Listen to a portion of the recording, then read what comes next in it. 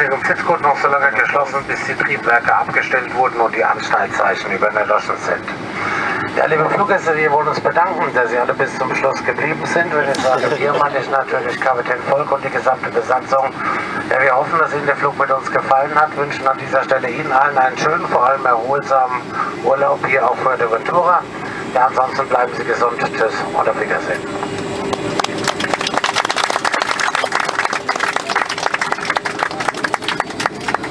Ja, lassen Sie nicht so laut zu, das fliegen wir noch mal eine Runde.